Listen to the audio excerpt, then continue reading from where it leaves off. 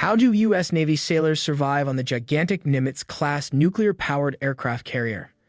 What it's like to work on the U.S. Ronald Reagan, a huge nuclear-powered Nimitz-class aircraft carrier. The Nimitz-class is a group of 10 aircraft carriers with nuclear power that are used by the United States Navy.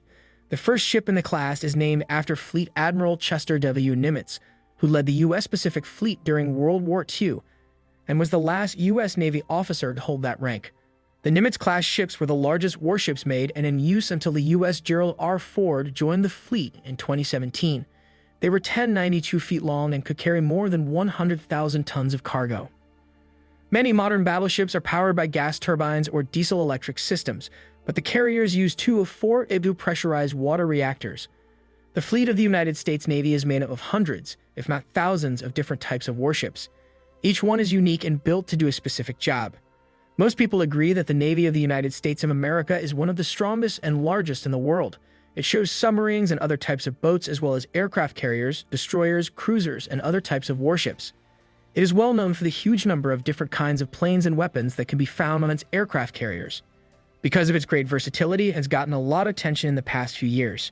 To launch and land planes, steam catapults, and arresting cables are used on the ship's angled flight decks. This is called a CATOBAR arrangement. This speeds up activities on the flight deck and lets a lot more types of planes fly than with the STOVL arrangement used on smaller carriers. On board, there is usually a group of about 64 planes called an attached carrier air wing. The S/A-18E and S/A-18F Super Hornets are mostly used as strike fighters by the air wings. In addition to their planes, the ships also have short-range defense weapons for fighting against planes and protecting against missiles. Since the beginning of time, these cities at sea have been protecting our coasts. Even though these huge boats work very well as a whole, some aircraft carriers stand out from the rest of the fleet because they have special features. The U.S. Ronald Reagan, which is also called a supercarrier, is without a doubt one of the most impressive ships to ever call the United States of America home. The ship was named after Ronald Reagan, who was president from 1981 to 1989 and served in the U.S. Navy during that time.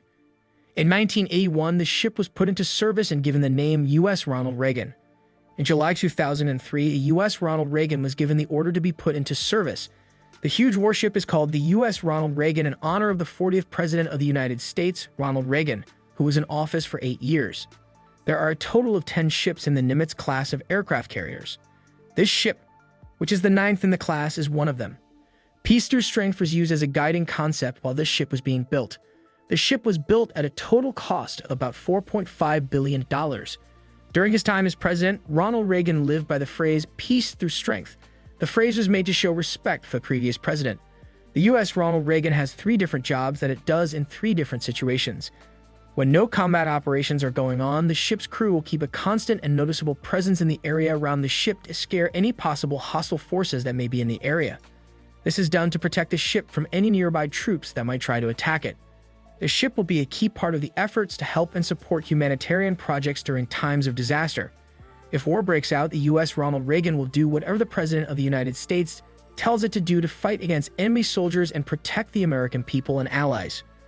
Most of the people who work on the aircraft carrier are not allowed to go outside and enjoy the beautiful surroundings of the sea, because the flight deck, the hangar, and the fantail are all very chaotic and dangerous places to be when normal activities are going on. Only a small group of people are allowed to go there.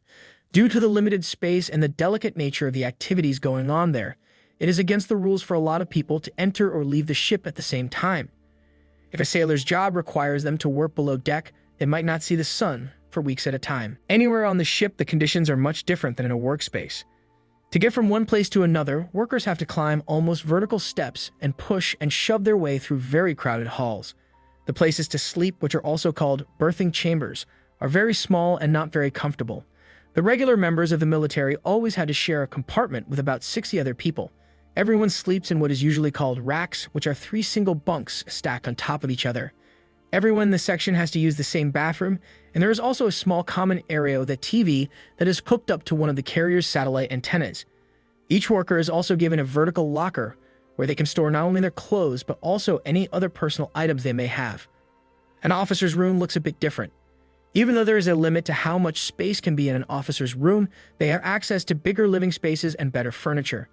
Everyone on board will have to get used to being in a small place because there's limited room for luxury and unnecessary space. The aircraft carrier has to be used very efficiently. This city at sea is actually not that different from a normal city or small town because there are many different jobs to choose from. The air wing of the military group is made up of about 2,500 men and women who serve. These are the people who are in charge of both flying and taking care of the planes. There are at least 3,000 other people working on the ship, and their main job is to make sure that the aircraft carrier keeps running properly in all ways. But there are even more people on board than that, and they all have different jobs. This includes everything from using dangerous equipment like nuclear-powered engines to doing simple things like washing dishes and making food. Even though the ship's crew may not have as many luxuries as they would like, the ship still has everything they need to live and work properly. There are several galleys, kitchens, and mess rooms on board. Together, they make up to 18,000 meals every day. There is also a large laundry room on board. There are also dentist and medical offices, several small shops, and a telephone bank where crew members can use a satellite telephone to talk to their families back home. Life on an aircraft carrier is hard and stressful, but it can also be exciting, especially for the men and women who work on the flight deck and have to land planes on a very short track and fly the jets themselves. There is no other place on Earth that is even close to what it would be like to live on an aircraft carrier. Even though the work can be hard and demanding, it is an honor for the staff to serve their country in this way. One of the carrier's main goals at first was to help the U.S. forces during the Cold War. They were made to do that job with features like the ability to use nuclear-powered engines instead of oil to last longer and the ability to change their weapons systems based on new information and technological advances. At first, they were only known as attack carriers, but since the U.S. Carl Vinson, ships have been built with anti-submarine weapons. So the ships and their aircraft can take part in a wide range of activities such as air and sea blockades, laying mines, and launching missiles from the ground, the air, and the sea.